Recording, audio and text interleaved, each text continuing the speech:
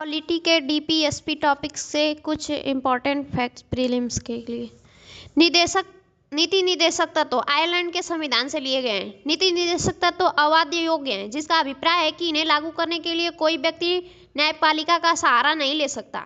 मूल अधिकार और नीति निर्देशक तत्वों के बीच पहला विवाद वर्ष 1950 में चंपकम दोरई राजनवाद में सामने आया, जिसके अंतर्गत न्यायपालिका ने मूल अधिकारों को प्राथमिकता दी और मद्रास सरकार द्वारा जाति के आधार पर दिए गए आरक्षण को अवैध घोषित कर दिया। इंदिरा गांधी सरकार द्वारा पहली बार 25वें संविधान संशोधन 1971 द्वारा नीति निर्देशक तत्व को मूल अधिकारों पर प्राथमिकता प्रदान की गई। 25वें संविधान संशोधन द्वारा नीति निर्देशक तत्वों के अनुच्छेद 39 के सब क्लास बी व सी को लागू करने के लिए मूल अधिकारों के आर्टिकल 14, 19 और 31 का उल्लंघन किया जा सकता है।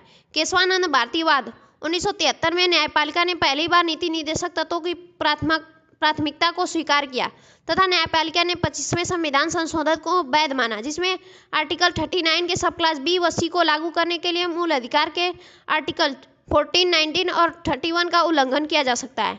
मिनर्वा मिल्स वाद 1980 में न्यायपालिका ने कहा कि नीति निर्देशक तत्वों के आर्टिकल 39 के सब क्लास बी व सी आर्टिकल 14, 19, 31 से प्राथमिक है तथा शेष नीति निर्देशक तत्व एवं मूल अधिकार एक दूसरे के पूरक हैं। 42वां संविधान संशोधन 1976 द्वारा जोड़े गए नीति निर्देशक तत्व इस प्रकार हैं। निःशुल्क विधिक सहायता एवं समान न्याय का अधिकार आर्टिकल 39 के सब क्लास ए में। दूसरा, श्रमिकों की औद्योगिक प्रबंध में भागीदारी आर्टिकल 43 का सब क्लास ए। राज्य का यह कर्तव्य होगा कि वह पर्यावरण की सुरक्षा और संवर्धन करे तथा वन्य एवं वन्य जीवों की सुरक्षा करे, आर्टिकल नंबर 48 का सब क्लास ए में बताया गया है। राज्य द्वारा आय में विषमता को न्यूनतम किया जाएगा और परिस्थिति सुविधाओं एवं अवसर की विषमता को कम किया जाएगा। 44वें संविधान संशोधन 1978 में किया गया।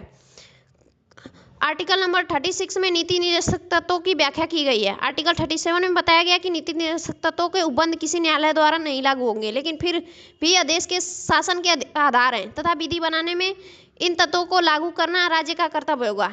आर्टिकल 38 में राज्य लोक कल्याण की सुरक्षा और अभिव्यक्ति के लिए सामाजिक व्यवस्था का निर्माण करेगा। आर्टिकल नंबर 39 में राज्य विशिष्ट आय की असमानताओं को कम करने तथा विभिन्न व्यवसाय में लगे लोगों के मध्य प्रतिष्ठा, सुविधाओं तथा अवसर की असमानताओं को समाप्त करने का प्रयास करेगा। आर्टिकल नंबर 39 का सब क्लास ए में राज्य महिला तथा पुरुष सभी नागरिकों को समान रूप से आजीविका के पर्याप्त साधन जुटाएगा। आर्टिकल नंबर 39 का सब क्लास बी समुदाय के बौद्धिक संसाधनों का नियंत्रण इस प्रकार करे कि वह सामूहिक हित का सर्वोच्च रूप से साधन हो। आर्टिकल नंबर 39 का सब क्लास सी में कहा गया है, राज्य यह प्रयास करेगा कि उत्पादन तथा धन का अहितकारी संकेंद्रण न हो। आर्टिकल नंबर 39 का सब क्लास डी में कहा गया कि राज्य ऐसी व्यवस्था करेगी जिसके अंतर्गत पुरुष तथा महिलाओं को समान के लिए समान वेतन मिलेगा। आर्टिकल नंबर 39 के सब क्लास ई में राज्य इस प्रकार का प्रबंध करे कि कर्मकारों एवं बच्चों के स्वास्थ्य एवं शक्ति का दुरुपयोग न हो। आर्टिकल नंबर 39 का सब क्लास एफ में कहा गया कि बच्चों को स्वतंत्र एवं गरिमामय वातावरण में स्वस्थ विकास के अवसर एवं सुविधाएं दी जाए तथा उनकी नैतिक तथा आर्थिक शोषण से रक्षा की जाए। 42वें संविधान संशोधन 1976 द्वारा जोड़ा गया। आर्टिकल नंबर 39 का सब क्लास डी सभी को समान न्याय और निःशुल्क विधिक सहायता प्राप्त हो। 42वें संविधान संशोधन 1976 द्वारा जोड़ा गया। आर्टिकल नंबर 40 में राज्य ग्राम पंचायतों को स्वायत्त शासन की इकाइयों के रूप में संगठित करेगा। आर्टिकल नंबर 41 में राज्य काम तथा शिक्षा पाने की तथा बेरोजगारी, बुढ़ापा, बीमारी तथा निःशक्तता की स्थिति में लोक सहायता के लिए प्रबंध करेगा। आर्टिकल नंबर 14 राज्य काम की न्याय संगत और मनोचित दशाओं को सुनिश्चित करने के लिए प्रसूति सहायता उपलब्ध कराने की व्यवस्था करेगा। आर्टिकल नंबर 43 राज्य जनता के लिए काम निर्वाह, मजदूरी, शिष्ट जीवन स्तर, अवकाश तथा सामाजिक एवं सांस्कृतिक अवसर प्रदान करने का और ग्रामों में कुटीर उद्योगों को बढ़ाने का प्रयास करेगा। आर्टिकल नंबर 43 का ए सब क्लास ए राज्य उपयुक्त विधान तथा अन्य किसी रीति से किसी उद्योग में लगे हुए उपक्रमों, संस्थापकों या अन्य संगठनों के प्रबंधन में कर्मकरों के भाग लेने के कामगारों के भाग लेने को सुनिश्चित करने के लिए कदम उठाएगा। 42वें संविधान संशोधन 1976 से जोड़ा गया। आर्टिकल नंबर 44 भारत राज्य के समस्त राज्य क्षेत्र में सभी नागरिकों के लिए एक जैसी सिविल संहिता लागू करने का प्रयास करेगा। आर्टिकल नंबर 45 राज्य बच्चों के लिए निःशुल्क एवं अनिवार्य शिक्षा का प्रबंध करेगा। आर्टिकल नंबर 46 राज्य अनुसूचित जातियों, जनजातियों एवं अन्य दुर्बल वर्गों की शिक्षा और संबंधी हितों की अभिवृद्धि के लिए प्रयास करेगा। आर्टिकल नंबर 47 राज्य सार्वजनिक स्वास्थ्य में सुधार तथा मादक द्रव्यों और हानिकारक औषधियों का निषेध करेगा। आर्टिकल नंबर 48 राज्य कृषि और पशुपालन को आधुनिक तथा वैधानिक ढंग से संगठित करने का प्रयास करेगा और दुधारू पशुओं के वध पर रोक लगाएगा। आर्टिकल नंबर 48 का सब क्लास ए राज्य देश के पर्यावरण की संरक्षा तथा उसमें सुधार करने, वन तथा वन्य जीवों की रक्षा करने का प्रयास करेगा। 42वां संविधान संशोधन 1976 में। आर्टिकल नंबर 49 राज्य ऐतिहासिक तथा राष्ट्रीय महत्व के स्मारकों की रक्षा करेगा। आर्टिकल 15 राज्य न्यायपालिका की कार्यपालिका से पृथक करेगा। आर्टिकल 51 राज्य अंतर्राष्ट्रीय शांति एवं सुरक्षा की अभिवृद्धि का राज्यों के मध्य न्यायसंगत और सम्मानपूर्ण संबंधों को बनाए रखने का, अंतर्राष्ट्रीय विधि एवं संधि बाध्यताओं के प्रति आदर बढ़ाने तथा अंतर्राष्ट्रीय विवादों को मध्यस्थता द्वारा निपटने का प्रयास करेगा। आर्टिकल नंबर 36 में राज्य की परिभाषा है। आर्टिकल नंबर 37 में कहा गया है कि इसे न्यायालय द्वारा नहीं लागू किया जा सकता है, अर्थात न्यायालय द्वारा प्रवर्तनीय नहीं है या वाद्य योग्य नहीं है। Article number 37 feel like a heaven, हमें कोई भी कोर्ट में चैलेंज नहीं कर सकता है। इस तरह से ट्रिक बना के याद कर लेंगे। आर्टिकल नंबर 38 लोक कल्याण की अभिव्यक्ति, अर्थात सरकार जनता का कल्याण करेगी। और 38 से हो जाएगा अड़ना, यानी लोक कल्याण के लिए हमें अड़ जाना चाहिए। इस तरह से याद कर लेंगे। तो आर्टिकल नंबर 40 जो इसमें कहा गया है ग्राम पंचायतों का संगठन। 40 इसको जैसे 40 का मतलब हुआ फोर्ट्री, गांव में ही तो पंचायत होता है, तो 40 मतलब 4 पेड़ के नीचे ही तो पंचायत होती है ना, तो 40 से फोर्ट्री याद कर लेंगे, ग्राम पंचायत का संगठन। आर्टिकल नंबर 41 कुछ दशाओं में सरकारी सहायता, काम, शिक्षा प्राप्त करना, जैसे वृद्धा पेंशन, विधवा पेंशन, विकलांग को साइकिल दिया जाता है। तो इसका ट्रिक है आर्टिकल नंबर 41, एक ताली बजाएंगे। जब भाई सरकारी सहायता मिलेगी तो हर कोई ताली बजाता है, तो आर्टिकल नंबर 41 एक ताली बजाएंगे। जब इस तरह से याद कर सकते हैं।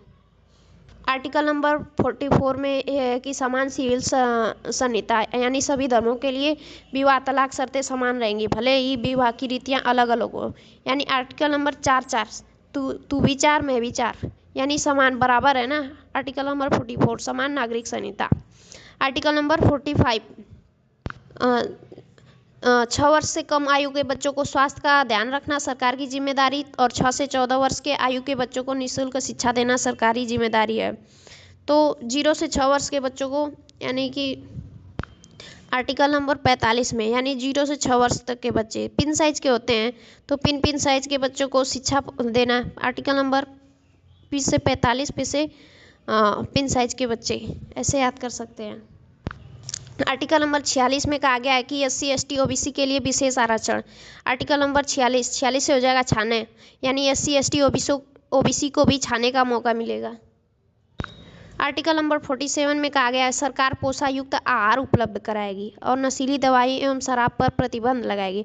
Article number 47 feel like a heaven, जब सरकार इतना साथ देगी तो किसी को भी हेवन जैसा फील होगा। सरकार पोषायुक्त आहार उपलब्ध करवा रही है। चलिए ठीक है, इस तरह से याद कर लेंगे। आर्टिकल नंबर 49 में कहा गया है कि राष्ट्रीय स्मारकों की रक्षा करना सरकार का कर्तव्य होगा। आर्टिकल नंबर 49 स्मारक को नुकसान करने पर लगेगा फाइन, इस तरह से याद करेंगे। आर्टिकल नंबर 15 में कार्यपालिका से न्यायपालिका को अलग करना है, यानी 50-50 कर देंगे। आर्टिकल नंबर 51 यानी अंतर्राष्ट्रीय शांति को बढ़ावा देना, अंतर्राष्ट्रीय विवादों को मध्यस्थता को सुलझा देना। इस आर्टिकल में कहा गया है। 51 का मतलब एक वन में ही तो शांति होती है, तो अंतर्राष्ट्रीय शांति को बढ़ावा देना। 51 वन में तो शांति होती है, इस तरह से याद कर लेंगे। भाग 4 में ही मूल कर्तव्यों के बारे में कहा गया है, तो इसके भी कुछ इंपॉर्टेंट फैक्ट्स हैं। भारत में 42वें संविधान संशोधन 1976 द्वारा शॉर्ट सिंह समिति की सिफारिश पर 10 मूल कर्तव्यों को संविधान के भाग 4 के अनुच्छेद 51 के सब क्लास ए में सम्मिलित किया गया। 86वें संविधान संशोधन 2002 द्वारा एक नया मूल कर्तव्य जोड़ा गया, जिसमें माता पिता या संरक्षक अपने 6 से 14 वर्ष के आयु वाले बच्चों को शिक्षा के अवसर प्रदान करेंगे। मूल कर्तव्य अबाध्य हो गया है, अतः इन्हें लागू कराने के लिए कोई व्यक्ति न्यायपालिका में नहीं जा सकता। मूल कर्तव्यों के अबाध्य योग्य होते हुए भी यदि कोई व्यक्ति मूल कर्तव्यों का पालन नहीं करता है तो न्यायपालिका उसके मूल अधिकारों को सीमित या प्रतिबंधित कर सकती है।